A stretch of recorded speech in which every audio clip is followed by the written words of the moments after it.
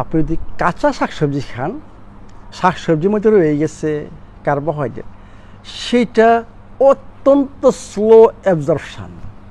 যত আপনি হিট দিবেন, যত আপনি বেশি সিদ্ধ করবেন, ততই অ্যাবজর্পশন খুব তাড়াতাড়ি হবে। এই জন্য বলছি যে র ভেজিটেবলস খাবেন, এবং কোনো কোনো ক্ষেত্রে র ভেজিটেবলস খাওয়ার জন্য আমি নিষেধ করি।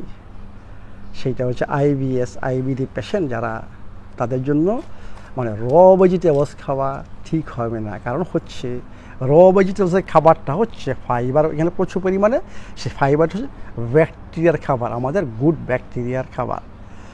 যাদের আইবিএস আইবিডি, ওদের গুড ব্যাকটেরিয়ার পরিমাণ কম, ওদের ব্যাড ব্যাকটেরিয়া বেশি।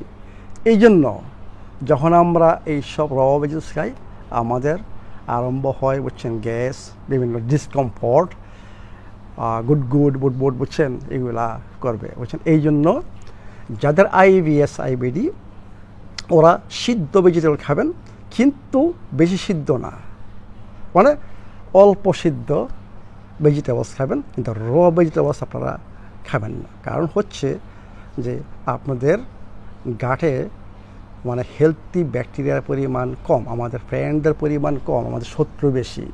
আর শত্রুদের খাওয়ার তো আপনারা জানেন এটা কি, গ্লুকোজ, নট ফাইবার। তারা সুগারের উপর ডিপেন্ডেন্ট।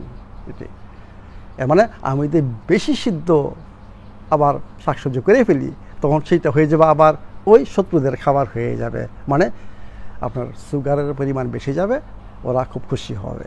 এই জন্য বলি জাস্ট অল্প সিদ্ধ ভেজিটেবলস, যেটা আইবিএস আইবিডি, ওরা অল্প সিদ্ধ ভেজিটেবলস খাবেন।